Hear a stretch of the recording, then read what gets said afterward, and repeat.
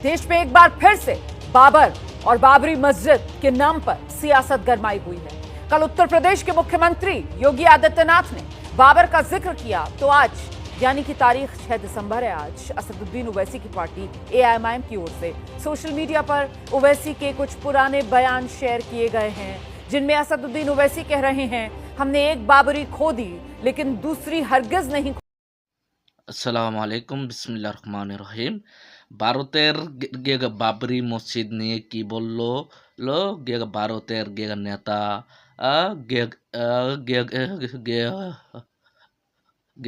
আসাউদ্দিন ওয়াসি বাবরি মসজিদ নিয়ে কি হুঙ্কার দিয়েছে। এই বাবরি মসজিদ ভেঙ্গে মোদি সরকার আর মন্দির বানাচ্ছে, মুসলমানরা নামাজ পড়তো এবং কোরআন শিক্ষা হতো। তো বাবরি বিচার পায় নাই মুসলমানরা, বিচার পাওয়ার সময় হয়েছে।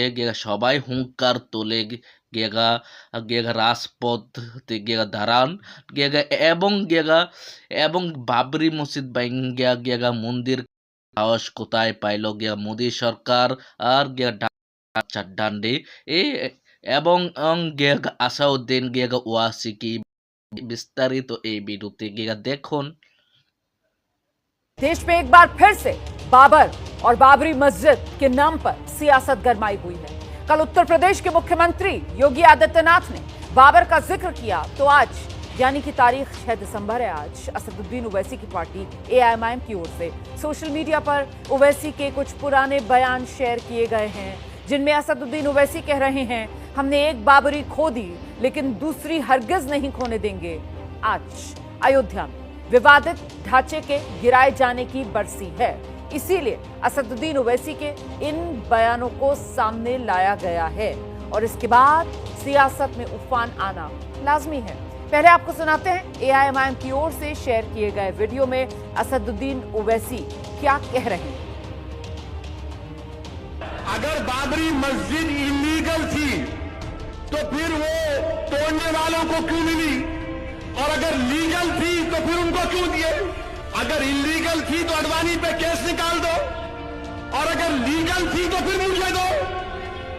अगर बाबरी मस्जिद इलीगल थी तो केस क्यों चल रहा है, और अगर बाबरी मस्जिद लीगल थी तो फिर क्यों किसको दे रहे आप। अब हम ये फैसले से मुतमईन क्यों नहीं है। मेरी बाबरी मस्जिद मेरा लीगल राइट है। मैं जमीन के लिए नहीं लड़ रहा हूं, मैं मस्जिद के लिए लड़ रहा हूं। हमारी लड़ाई मस्जिद की थी, लीगल राइट की थी। हमारी तौहीन की जा रही है जमीन देकर।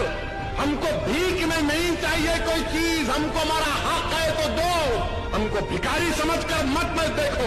हम हिंदुस्तान के बाइज्जत शहरी हैं, हम कोई किराएदार नहीं है, हम कोई फकीर नहीं है, भिखारी नहीं है कि तुम्हारे फेंके हुए टुकड़ों पर जिंदा रहेंगे। हम जब तक दुनिया रहेगी, सुनो संघ परिवार, हम हिंदुस्तान में बाबरी मस्जिद की शहादत का जिक्र करते रहेंगे। दुनिया को बताएंगे कि तुमने जाकर सुप्रीम कोर्ट से वादा किया था कि मस्जिद की एक ईंट को हाथ नहीं लगाया जाएगा।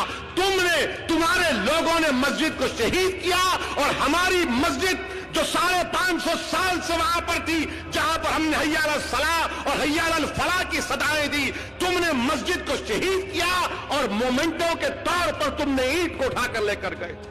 हम अपने बच्चों को सिखाकर जाएंगे इस दुनिया से। अगर हमारी सिस्कियां बाकी रहेंगी तो हम कलमा भी पढ़ेंगे और कहेंगे बाबरी मस्जिद की शहादत को याद रखो।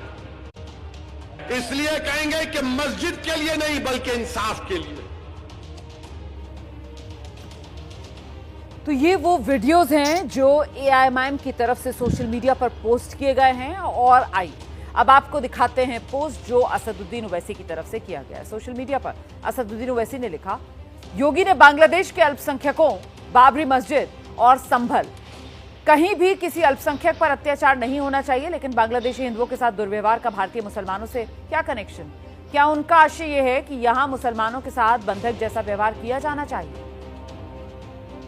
अगर उन्हें बांग्लादेशी अल्पसंख्यकों की इतनी चिंता है तो आप शेख हसीना को वापस क्यों नहीं भेजते, वो भारत में क्यों रह रही हैं। सुप्रीम कोर्ट ने खुद माना इस बात का कोई सबूत नहीं कि बाबरी मस्जिद किसी मंदिर को तोड़कर बनाई गई थी।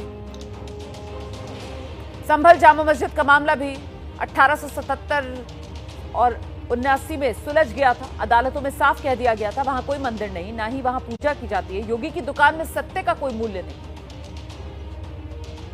लेकिन इसका मतलब यह नहीं कि हम चुपचाप उस पर विश्वास कर लेंगे।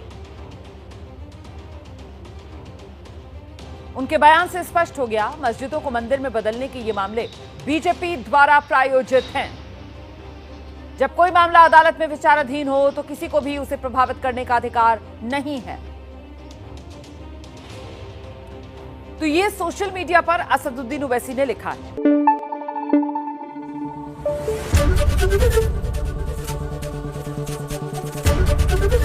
एबीपी न्यूज आपको रखे आगे। আসসালামু গেগা আমার প্রিয় গেগো ভাই ও বোনেরা, আপনারা সবই দেখছেন, সবই শুনছেন। গেগা ভারতের এক নেতা আসাউদ্দিন ওয়াসি কি বলছে, গেগা ভারতের গেগা বাবরি মসজিদকে নিয়ে কি হুঁকছে। সব ভাই ও বোনেরা ঐক্যবদ্ধ হয়ে হুঙ্কার তোলে দাঁড়ান এই বাবরিদের আমরা আইজো পাই এবং ডক্টর ইউনূস স্যারকে বলতে চাই মোদি সরকারকে কঠিন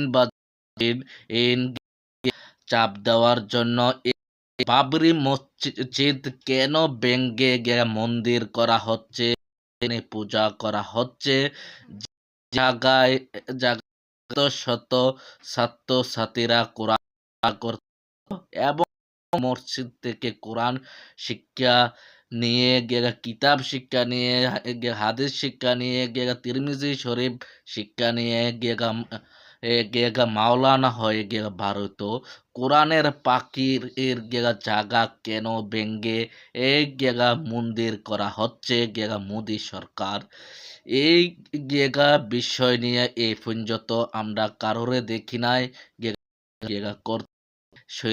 শেখ হাসিনার ভয়ে এই সাহসটা করছে সরকার নেওয়া হচ্ছিল